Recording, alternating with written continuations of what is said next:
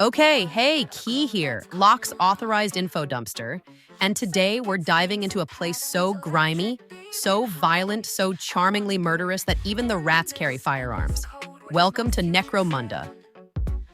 It's a planet of endless hive cities stacked like an overachieving Jenga tower of crime, decay, and bad life choices. Think of it like a buffet of gangs, sludge, and regret, served piping hot with a side of ash.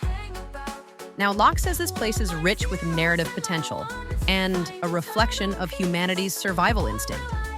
I say it's a post-apocalyptic toilet where the flush never worked. Expect backstabbing, gunfights, mutant rats the size of motorcycles, and gangs with more attitude than brain cells. So basically, my family reunion. So go on, put on your gas mask, load your autogun, and remember, in Necromunda, it's not about living your best life. It's about living it all. Let's get started before someone tries to rob me for scrap metal. Let's begin with a nice, sensible overview, straight from Locke's very official scroll titled Necromunda, a hive world of strategic importance. Translation: it's a hot, smog-choked mess where everything wants to kill you, but it makes really good guns, so the Imperium pretends it's fine. Necromunda is a hive world located in the Segmentum Solar and serves as a major producer of munitions for the Imperial Guard. Its forges churn out laser guns, autoguns, shotguns, and bolt guns, among other fine instruments of interpersonal misunderstanding. So basically, it's like a weapon-themed Costco that also hates you. The planet also levies enormous numbers of troops, most famously the Necromundan spiders, and provides additional vital supplies to the Imperium. Necromunda has been ruled by House Helmar for over 7,000 years. Yes, the same noble house, still in power, still totally not corrupt or tyrannical at all. 7,000 years of family drama, power hoarding, and industrial soot. Sounds super well-adjusted. Like many hive worlds, Necromunda's cities are infested with powerful gangs, each fighting for control, survival, or just because Tuesday was boring. The streets are ruled by fashion-forward murder hobos with spray-painted weapons and questionable hygiene. Just your average Tuesday in the Underhive. And that's just the surface. Wait till we get to the part with cannibal cults, corpse starch, and stims. Locke says it's an ecosystem of survivalism. I say it's a good time. Stick around because things are only going to get better from here. History lesson time. Pre-Imperium. Long ago, it is believed the Piscean Xenos were the first known inhabitants of Necromunda, back when the world was covered in vast oceans. Cunning and hostile, they resisted humanity's arrival with brutal force. Ancient fish people trying to keep their pool party exclusive. Cute. According to the legends of House de Locke, the Pisceans vanished just before the Industrial Age began. Some believe they still dwell deep below the surface, hiding in the subterranean oceans near the planet's core. Okay, but how do I get a ticket down there? I bet the nightlife is damp and terrifying. Locke wants me to pronounce it Dela-Q, but there's no way I'm doing that. Colonization. Necromunda was established approximately 15,000 years ago as a mining and manufacturing colony. It served as the capital of the Araneus Continuity, a techno-noble human empire that later submitted peacefully to the Imperium during the Great Crusade. Wow, peaceful submission in the Imperium? I don't believe that for a second. Someone got vaped off screen, I'm just saying. Great Crusade and Horus Heresy. The planet was ravaged by unknown Xenos forces using warp gates, sparing only the capital city of Araneus Prime, which would eventually be renamed Necromunda. Rebranding. Nothing says trauma cleanup like a name change and fresh signage. Later, during M30, the Imperial Fists under Rogel Dorn liberated the world from Orc forces, cementing the planet's close ties with the chapter. This event is still celebrated each year as a planetary holiday known as Imperial Fistmas. Please tell me there are ornaments shaped like power fists and a servo skull dressed as a cherub. Please. I asked Locke how they celebrate Fistmas, and he said he'd tell me when I'm older. Boring. Alternate records suggest the planet's devastation may have been caused not by orcs, but by resistance from its own human colonists during the coming of the Imperium. Whatever the cause, the resulting devastation created the ash wastes and gave rise to the hive cities. And then they paved over their mistakes with 1,000 years of toxic industry. Classic. During the Horus Heresy, Necromunda was again devastated. The Ironhead squats played a vital role in rebuilding the planet afterward.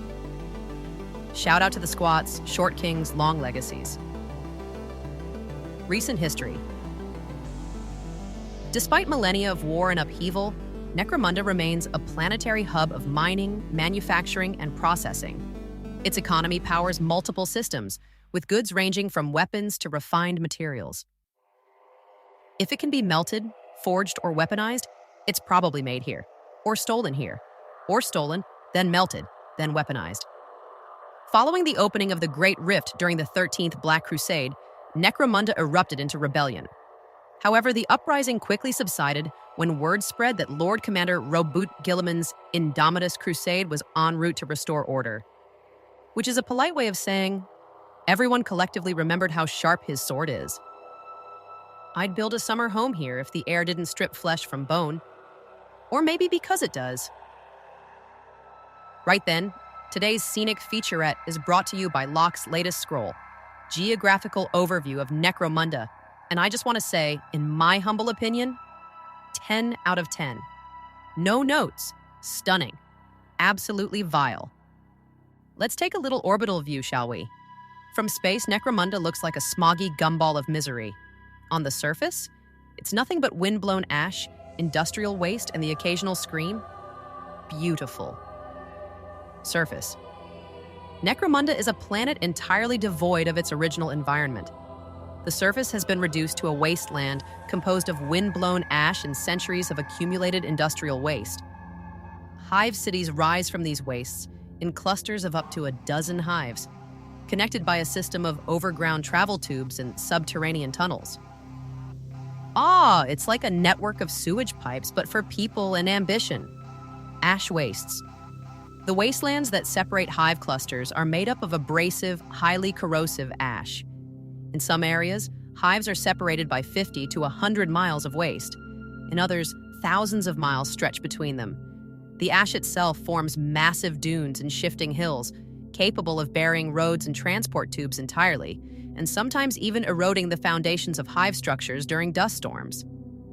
So it's quicksand, but meaner. Love that for them. The ash is composed of finely powdered plastics, metallic oxides, and inorganic chemicals that take millennia to degrade.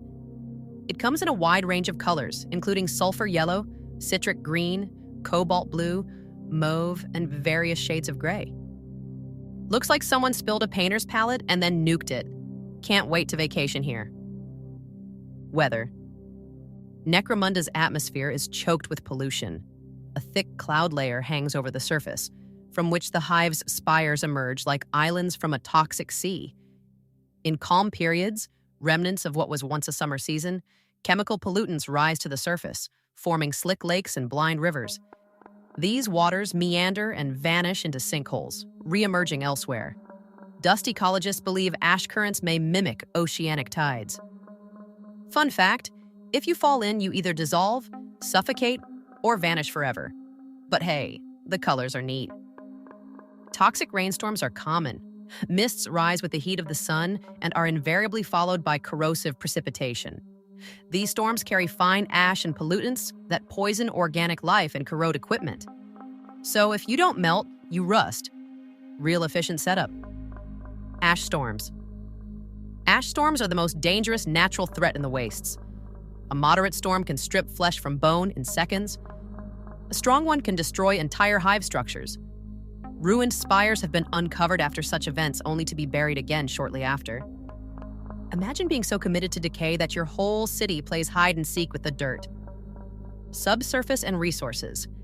Beneath the ash lie the remnants of lost infrastructure, collapsed spires, convoys, aircraft, and even raw materials exposed by ash shifts. In rare cases, valuable veins of oxides and chemicals are found due to natural sorting of the ash by the wind. Treasure hunting, but the treasure wants you dead. Better odds than most jobs I've had. Sludge seas. The sludge seas are all that remain of Necromunda's ancient oceans. Choked with ash, polluted with chemicals, and poisoned by heavy metals, they range in consistency from thin, toxic soup to a hardened crust. Flyers and hovercraft are required to cross them, as conventional ships are ineffective. So, no canoeing. Got it. Some hives have been constructed on pylons driven into the sludge seabed. Others float, anchored in place. There have been recorded incidents of floating hives breaking free during storms and sinking beneath the surface. Survivors are extremely rare.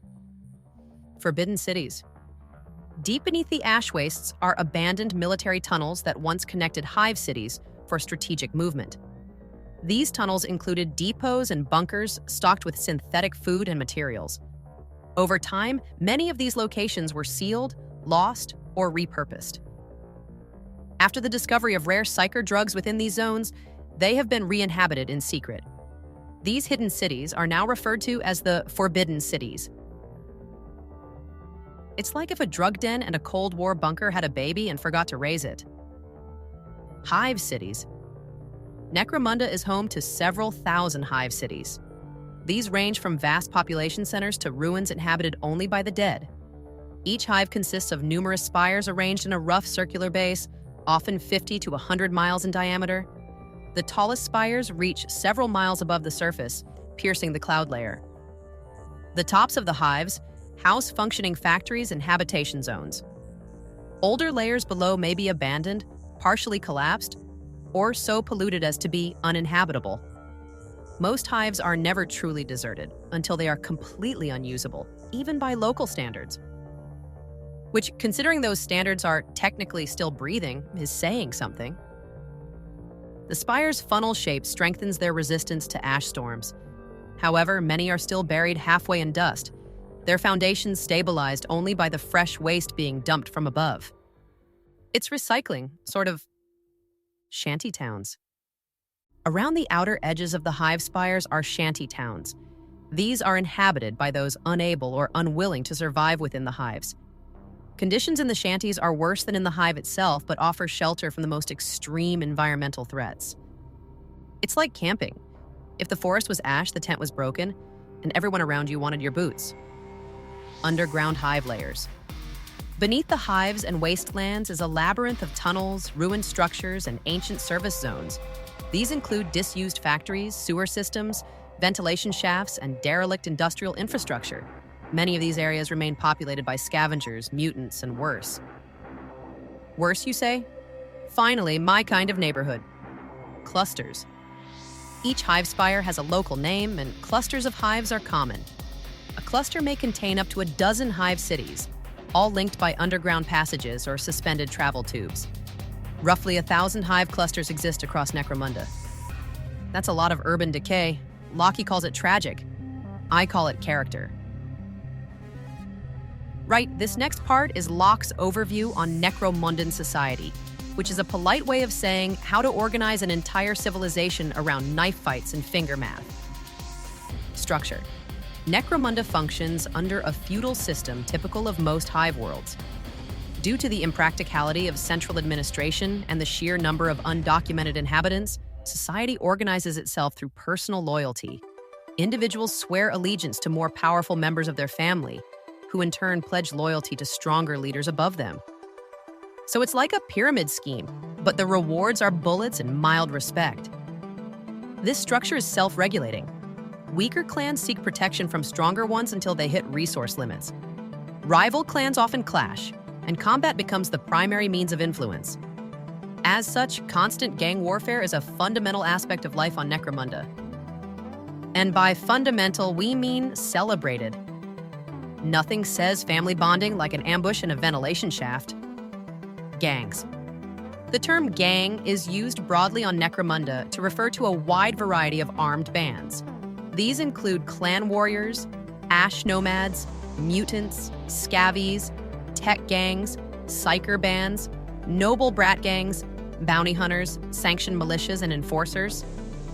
If you've got weapons, attitude, and questionable hygiene, congratulations. You're a gang now. Every clan supports gangs of fighters who defend territory and expand their influence. These gangs range from small squads guarding single corridors to private armies controlling entire hive spires. The largest gang on the planet is the retinue of House Helmar. Typical gangs number around a dozen fighters, which is ideal for skirmishes in the dense corridors and tunnels of the hive. Large groups attract too much attention and are easier to track. Gangs rely on stealth, ambushes, and dark corners to survive. So if you're loud and obnoxious, you die, just like goblin dating. Successful gangs elevate their members into leadership positions. The most successful gang leaders often become heads of major families or rise into clan governance, which means your political resume can literally say, excelled at stabbing my way through adolescence. Initiation and scragging. All gangs impose initiation rites. In the upper hive layers, wealth or social status may be sufficient. In the lower levels, recruits often prove themselves in combat against other initiates or existing gang members. Join the gang, get punched in the face. It's basically a sign-up bonus. Most gangs require trophy taking to prove a new member's worth. This typically involves cutting a finger, ear, or scalp from a fallen foe. Attempting to take a trophy from a living enemy is considered more prestigious but also reckless. It's called scragging, which sounds adorable until someone hands you a bucket of ears. Clans and population. A single clan in a single hive spire may have hundreds of gangs. There are thousands of clans on Necromunda, in addition to unaffiliated gangs and independent operators. So if you ever feel lonely on Necromunda, don't worry, there's always someone nearby who wants to shoot you. Great houses. The great clan houses of Necromunda include House Caudor, House Escher, House Delacue, there I did it, Happy, House Goliath, House Orlok, House Vansar, House Aranthus, Valen. Don't worry, we'll get to these charming dysfunctionals in detail soon. Spoiler, they all need therapy. Symbolism and rituals. The spider and its web are powerful symbols on Necromunda, representing control, fate, and interconnected survival. Also murder. Don't forget the murder. Caryatids, small winged creatures that dwell in the vents, are considered good luck. They tend to attach themselves to powerful or charismatic individuals, marking them for success. Great! Flying goblin babies crawling through your ductwork. Totally not unsettling.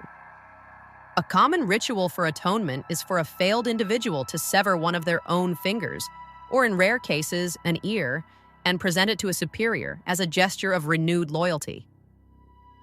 Necromunda, where saying, "I'm sorry," involves blood loss. Fighters often greet each other by holding up their hands, palms outward with fingers spread.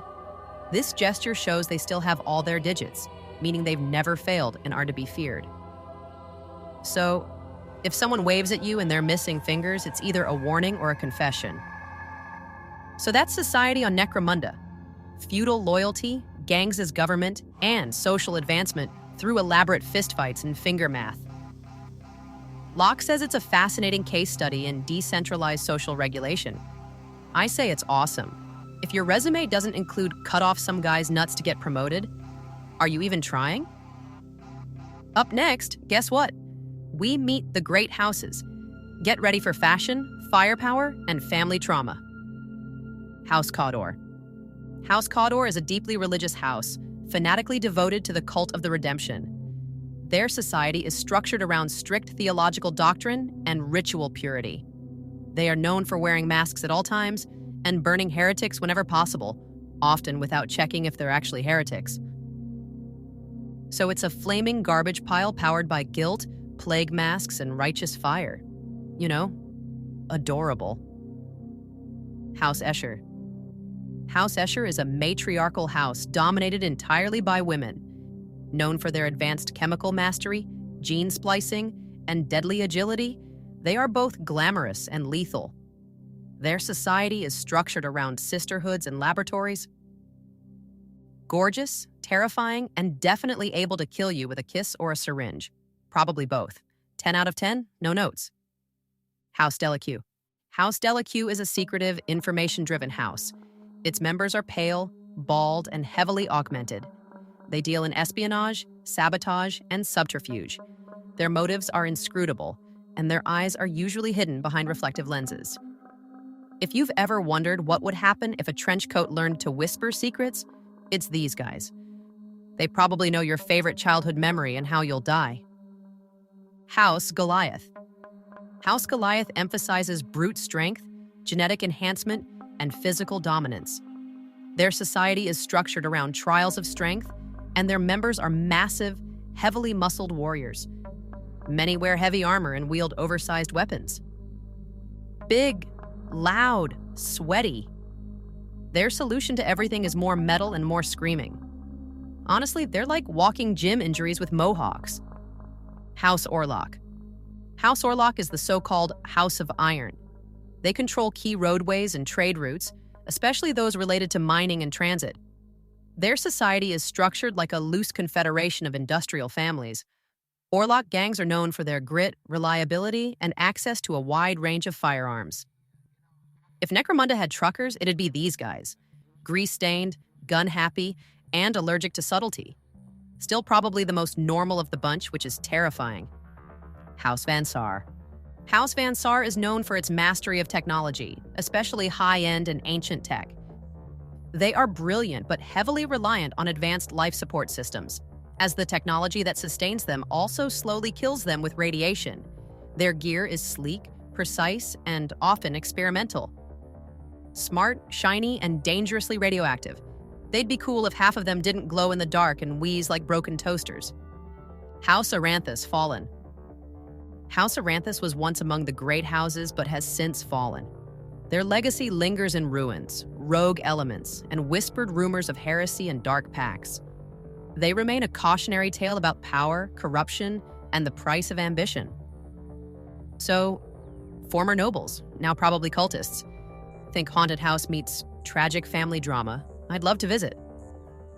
The Van Saar are definitely Locke's favorites, and I'm not surprised. A bunch of pale techie nerds that have never touched grass. Yeah, sounds like Locke, all right. Me? I'm an Escher gal. They kick ass and look good doing it. And bonus, if I wore some of their heels, I might actually make it to 5 feet tall. So there you have it.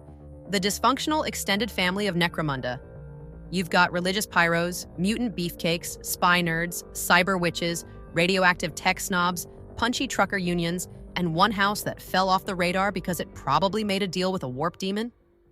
Locke says they represent the balance of power within the hive. I say they represent a highly entertaining dumpster fire with great aesthetics. And that, dear listener, brings us to the end of today's descent into the delightfully deranged world of Necromunda. Ash storms, sludge seas, crime families, radioactive tech nerds. It's a wonder the place hasn't exploded yet. Locke tells me that his archives are full of scrolls like this. Hundreds, probably thousands of pages of notes about the many realms and horrors and gloriously unregulated murder cult societies of the Warhammer worlds. And while I would love to dump it all on you at once, Locke insists on structure and clarity and not giving our viewers an aneurysm. So, we'll be breaking this up into digestible chunks. You're welcome. We'll be coming back to Necromunda later to dig into the individual houses, the gangs, the hive subcultures, and probably a few more stories Locke is still fact-checking, whatever that means. So stick around, and next time we'll poke at another corner of this wonderfully grim little galaxy. And maybe, just maybe, Locke will let me read the scroll about that one planet with the psychic bears and the exploding soup. Until then, this has been Khee, your annotated informant, officially signing off. God bless, and may your ductwork be free of caryatids.